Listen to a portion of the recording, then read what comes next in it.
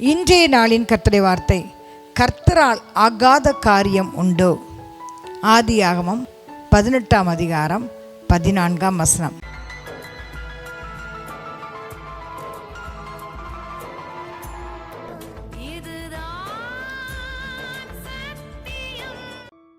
கர்த்தரால் ஆகாத காரியம் உண்டோ? ஆண்டவரால் செய்ய முடியாத காரியம் என்று ஒன்று உண்டோ?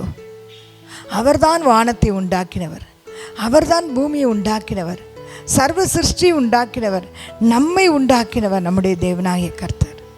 அவரால் செய்ய முடியாத காரியம் ஒன்றுமே இல்லை. வெளிச்சம் உண்டாக கடவுது என்று சொன்னால் உடனே வெளிச்சம் உண்டாயிரும். சகல புல் பூண்டுகளையும் உண்டாக கடவுது என்று சொன்னால் உண்டாயிற்று. சமுத்திரத்தின் மச்சங்களை உண்டாக கடவுது என்று சொன்னால் உண்டாயிற்று. இன்றைக்கி நம்ம வாழ்க்கையிலே ஆண்டவர் உண்டாக கடவுது என்று ஒரு வார்த்தை சொன்னால் போதும் அது உண்டாயிரும். ஒரு வார்த்தை கர்த்தருடைய வாயிலிருந்து புறப்படட்டும். அவரால் செய்ய முடியாத காரியம் ஒன்றும் இல்லை. எரேமியா 32ஆம் அதிகாரம் 17ஆம் வசனத்தில், தேவரீர் உம்முடைய மகாபலத்தினாலும் நீட்டப்பட்ட உம்முடைய புயத்தினாலும் வானத்தையும் பூமியையும் உண்டாக்கினீர். உம்மாலே செய்யக்கூடாத அதிசயமான காரியம் ஒன்றுமில்லை. நம்முடைய தேவனால் செய்யக்கூடாத அதிசயமான காரியம் ஒன்றுமே இல்லை. மனுஷனால் செய்ய முடியாது.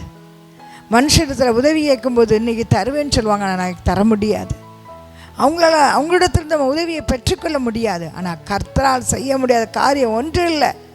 இன்றைக்கி தேவ சமூகத்தில் நம்ம செய்கிற ஒவ்வொரு காரியத்துக்கும் நிச்சயமான பலன் கொடுக்குற தேவன் இன்றைக்கி ஆண்டுடைய சமூகத்தில் எந்த காரியத்திற்காக நம்ம கேட்டுக்கொண்டிருக்கோமோ அந்த காரியத்தை அவர் நமக்கு செய்து தருவார். அவரால் செய்யக்கூடிய அதிசயமான காரியம் ஒன்றில்லை.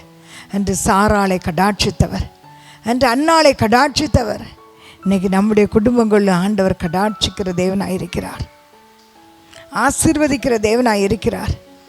இந்த நாள் அவரால் செய்ய முடியாத காரியம் ஒன்றுமே இல்லை.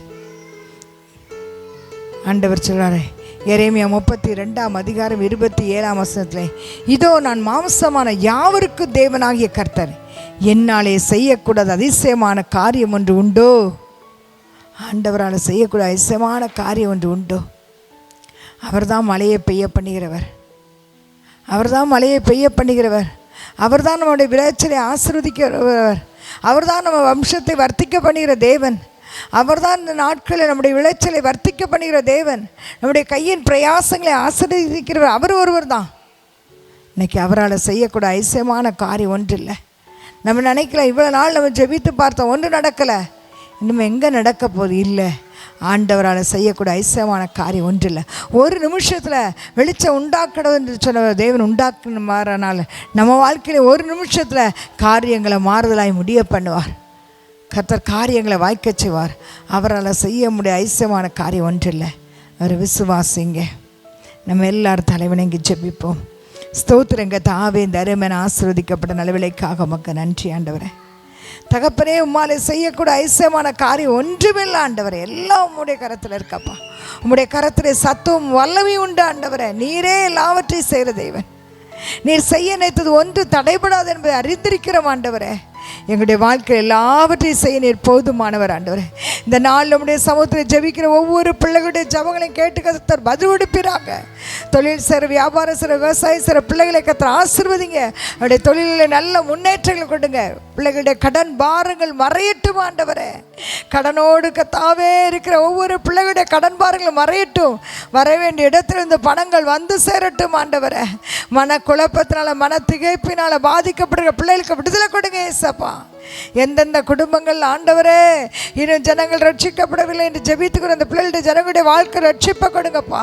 குடிக்கிற மக்கள் மனம் திரும்பட்டும் ஆண்டவரே.